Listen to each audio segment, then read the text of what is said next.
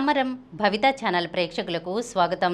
ఈరోజు మనం పొంచి ఉన్న నైపుణ్యాల సంక్షోభం అనే అంశంపై లోక్ సత్తా వ్యవస్థాపకులు డాక్టర్ జయప్రకాష్ నారాయణ్ గారు ఏం చెప్పారో తెలుసుకుందాం.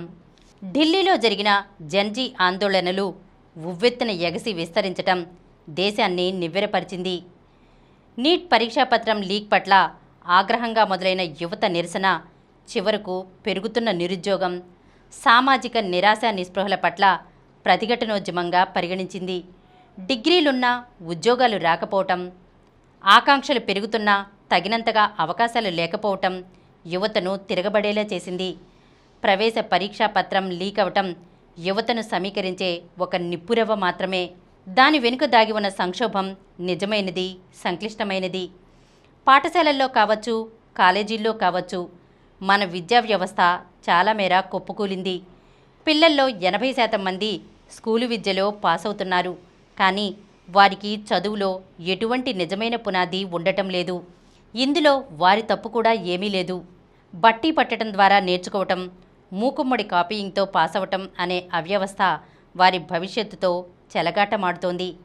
రెండోది, విద్యార్థులు ఏం నేర్చుకున్నారో బేరీజు వేసి పరీక్షా పద్ధతులు అర్ధరహితంగా ఉండడంతో అత్యధిక శాతం ఆరాటపడే STEM, science, technology, engineering, maths కోర్సుల్లో చేరేందుకు ప్రత్యేకంగా పోటీ ప్రవేశ పరీక్షలు అవసరమయ్యాయి. మూడోది, చాలా సందర్భాల్లో రాష్ట్రాలు నిర్వహించే పరీక్షా పద్ధతుల్లో విశ్వసనీయత లోపిస్తోంది. బోర్డు ప్రమాణాల్లో రాష్ట్రాల మధ్య భారీ అంతరం ఉంటోంది.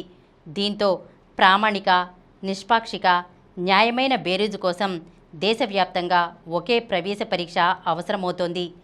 నాలుగోది, వైద్య కళాశాలలు పుట్టగొడుగుల్లా పెరిగినప్పటికీ ఎంపిక చేసిన కొన్ని కళాశాలలు మాత్రమే యువ మెడికోలకు కనీస ప్రమాణాల శిక్షణను అందించగలుగుతున్నాయి. కాబట్టి లక్షలాది మందికి వైద్య కళాశాలల్లో సీట్లు అందుబాటులో ఉన్న మెరుగైన కొన్ని కళాశాలలకే డిమాండ్ ఉంది. వాటిల్లో చేరేందుకు ఉత్తమ ర్యాంకుల కోసం విపరీత పోటీ ఉంటోంది. ఐదోది, మెడికల్ పోటీ ప్రవేశ పరీక్షకు విద్యార్థులను సన్నద్ధం చేసే డిమాండ్కు అనుగుణంగా అనేక కోచింగ్ సెంటర్లు వెలిశాయి. 10వ తరగతి తర్వాత శిక్షణ, చదువును విభాగాల వారీ ప్యాకేజీలతో అందించనారంభించారు. పోటీ, పాఠశాల పునాదులు బలహీనంగా ఉండడం వల్ల ఆ 2 ఏళ్ల పాటు యువ విద్యార్థులు తీవ్ర ఒత్తిడిని ఎదుర్కొంటున్నారు. ఎంత మితిమీరిన ఒత్తిడి వాతావరణంలో పరీక్షాపత్రం లీక్ అయిందంటే అది యువతకు, వారి తల్లిదండ్రులకు శరాఘాతమే. ఈ నేపథ్యంలో నీట్ పేపర్ లీక్ ఇంతటి అలజడికి దారితీయడంలో ఆశ్చర్యమేమీ లేదు. విద్యార్థులు, తల్లిదండ్రుల బాధను గ్రహించి కేంద్ర ప్రభుత్వం సహానుభూతితో సకాలంలో స్పందించి ఉండాల్సింది. రాజకీయంగా, సున్నితంగా వారితో కూర్చుని మాట్లాడాల్సింది. అలా కాక సవాలక్ష సమస్యల్లో ఇదొకటి అన్నట్లుగా ప్రభుత్వం వ్యవహరించింది. భారీ ఎత్తున యువత స్వచ్ఛందంగా తరలివచ్చే ఓ ఉద్యమానికి నిప్పురవ్వ రాజుకుంటోందని అంచనా వేయలేకపోయింది. అధికారాన్వేషణలో మునిగి తేలే మనలాంటి సమాజంలో ఇలాంటి తక్షణ రాజకీయ పర్యవసానాలు రసవత్తరంగా అనిపిస్తాయి. గాని మనం ఆ నిప్పురవ్వను దాటి ఆలోచించాలి. ఏ మాత్రం ఆజ్యం తగిలినా ఓ పెద్ద విస్ఫోటనానికి దారితీసే మూలాల్ని క్షుణ్ణంగా పరిశీలించాలి. మన విద్యా నైపుణ్యాలు, ఉపాధి అవకాశాల అభివృద్ధి వలయాన్ని దెబ్బతీసే ఒక లోతైన సంక్షోభం అందులో దాగి ఉంది. ప్రస్తుతం మన దేశంలో ప్రతిష్టాత్మక కోర్సుల్లో చేరుతున్న వారికి కూడా నైపుణ్యాలు ఉండటం లేదు. ఉద్యోగాల్లోకి తీసుకోవటానికి చాలామందికి తగిన నైపుణ్యాలు లేవు. 13.5 లక్షల మంది ఇంజనీరింగ్ పట్టభద్రుల్లో కేవలం 15 నుండి 20% మందికే ఉద్యోగాలకు తగిన కనీస నైపుణ్యాలు ఉన్నాయని అంచనా. ఏళ్ల తరబడి కాలేజీల్లో చదువుకున్నాక ఒక విలువలేని డిగ్రీతో యువత బయటకు వస్తున్నారు. వైద్య గ్రాడ్యుయేట్లకు కూడా శిక్షణ అరకొరగా ఉంటోంది. పట్టభద్రుల సంఖ్యతో పొంతన లేకుండా వైద్య పోస్ట్ గ్రాడ్యుయేట్ సీట్లు అతి తక్కువ సంఖ్యలో ఉండడంతో అందులో చేరగలగటం భగీరథ ప్రయత్నంలా మారుతోంది. ఎలాగోలా మరో ప్రవేశ పరీక్షలో నెగ్గి పోస్ట్ గ్రాడ్యుయేట్ శిక్షణ తీసుకున్న తర్వాత కూడా వైద్య వృత్తి ప్రాక్టీస్కి తగిన నైపుణ్యాలు, నమ్మకం కోసం పేరొందిన వైద్య నిపుణుల వద్ద కొన్నేళ్ల పాటు సహాయకులుగా పనిచేయాల్సి వస్తుంది. ఎంతో విలువైనవిగా భావించే స్టెమ్ కోర్సుల పరిస్థితి ఎంత ఇబ్బందికరంగా ఉంటే ఇతర అండర్ గ్రాడ్యుయేట్ కోర్సుల్లో ఏటా చేరే సుమారు 90 లక్షల మంది విద్యార్థుల పరిస్థితి ఏమిటో ఊహించుకోవచ్చు. ఉద్యోగ మార్కెట్ ప్రపంచవ్యాప్తంగా వేగంగా మారిపోతుంది. యూనివర్సిటీ డిగ్రీలు అంతే వేగంగా ప్రాధాన్యాన్ని కోల్పోతున్నాయి.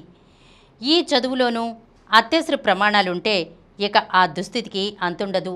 కాబట్టి నైపుణ్యాల అంతరం అనేది మనం తక్షణం దృష్టి సారించాల్సిన అంశం. ఏ ఆధునిక ఆర్థిక వ్యవస్థకైనా అత్యున్నత నైపుణ్యాలున్న టెక్నోక్రాట్లు పరిమిత సంఖ్యలోనూ, నైపుణ్యాలున్న శ్రామిక ఉద్యోగులు పెద్ద సంఖ్యలోనూ అవసరం. కానీ భారత్లో ఆ పిరమిడ్ తలకిందులుగా ఉంది. భారత్లో కేవలం 50% ఐటీఐ సీట్లు భర్తీ అవుతున్నాయి. కొద్దిమంది యువత మాత్రమే ఐటీఐలో చేరుతున్నారు.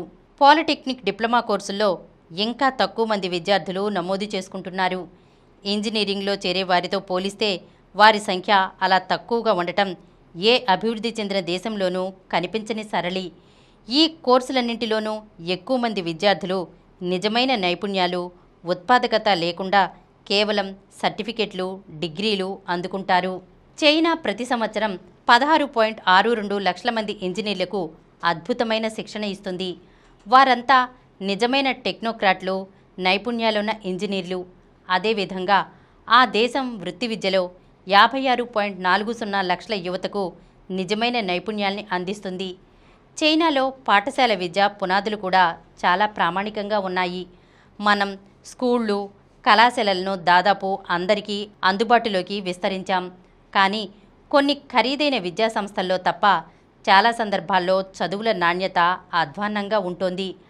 ఆ మొత్తంలో బాధితులు, మధ్యతరగతి, పేద కుటుంబాల విద్యార్థులు, తల్లిదండ్రులు, సంపద సృష్టిలో జంజీకి నిజమైన అవకాశం లభించాలంటే మన విద్యను, నైపుణ్యాల అభివృద్ధిని సమూలంగా మార్చుకోవాలి. ఆ పైన సంఘటిత రంగంలో ఉపాధి అవకాశాలను సృష్టించడానికి మనం చేయాల్సింది చాలా ఉంది. అది వేరే చర్చ. నిశితంగా పరిశీలించే ప్రతి ఒక్కరికి విద్యారంగంలో ప్రస్తుతం నెలకొన్న సంక్షోభం గురించి తెలుసు. యువ జనాభా పరంగా మనకున్న అద్భుతావకాశాల్ని మనం వృధా చేసుకుంటున్నాం. ఆ అవకాశం ఎల్లకాలం కొనసాగదు, త్వరలో ముగుస్తుంది. త్వరపడి దృఢ సంకల్పంతో వ్యవహరిస్తేనే అవకాశాన్ని మనం సద్వినియోగం గావించుకోగలం. రాజకీయంగా ఒక స్థూల ఏకాభిప్రాయానికి రావాల్సిన అంశమిది.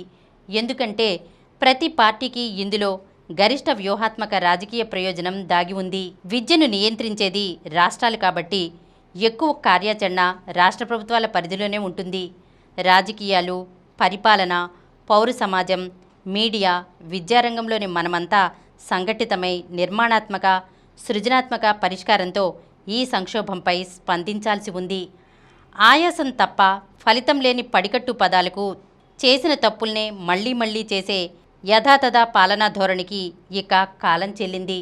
మనం ఈ సవాలుకు ధీటుగా యుద్ధ ప్రాతిపదికన స్పందించకపోతే ఈ సంక్షోభం మన రాజకీయ, ఆర్థిక వ్యవస్థల్ని, సమాజాన్ని కమ్మేస్తుంది, మన భవిష్యత్తును కుంగదీస్తుంది.